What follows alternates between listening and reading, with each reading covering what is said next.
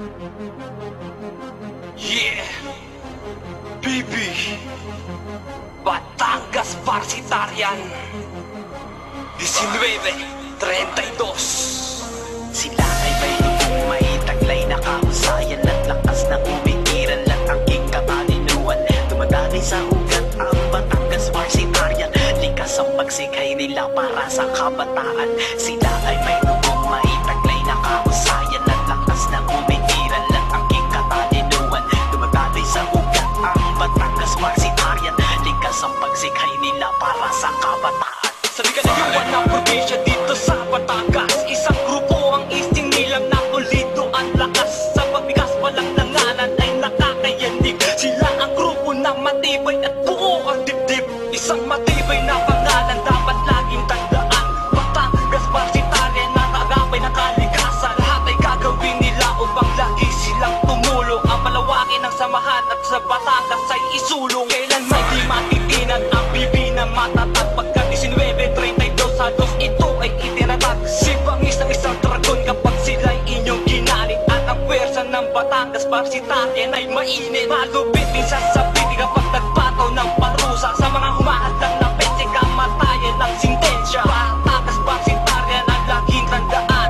Ito ang grupo na may kwenta at lagi niyong maaasahan. Sila ay may lubong, may taglay na kahusayan at lakas na umiiral at angking katalinuhan.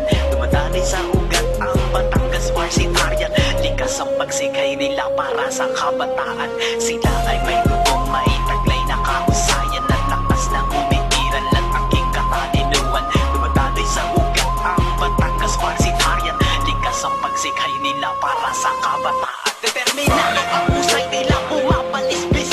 Ang datis ay natugon na parang ilog sa patis. Imbis na pag-aaway, kapayapaan ng ating bilang magkakalahian, magkakapatid. Sa bawat titig ng ugat ay puno ng karangalan ng pagiging dakila na parang kabundukan na siyang nangingibabaw sa lungsod at gubat. Kahit sa kalayuan ay saksi ng lahat. Nagkukumindig man ang ampas ng alon, ngunit hindi basta susuko sa lahat ng hamon. Batangas Varsitarian, umaalingaw-ngaw ang sigaw at bangis. Higit sa patingaw, ang samahay parang insenso, laman sa sama at dungis.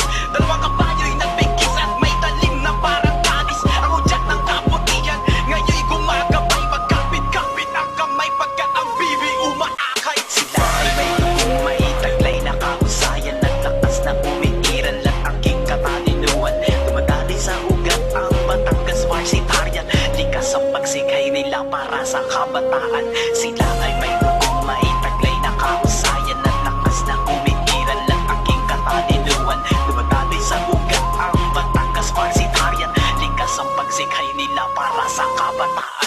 Sa tiyatag ng lahat, solido ang Varsitarian. Pulido ang samahan, di man lamang nag-iiwanan. Ito ang pesa ng mga bibi na kailang ay di nyo malilibutan. Mga Varsitarian na may simbolo na dalawang kabayong itim. Malupit din ko makipagtigmaan at lahat ay tatahakin. Isang mensahe ni Pituro sa inyo na isiparating.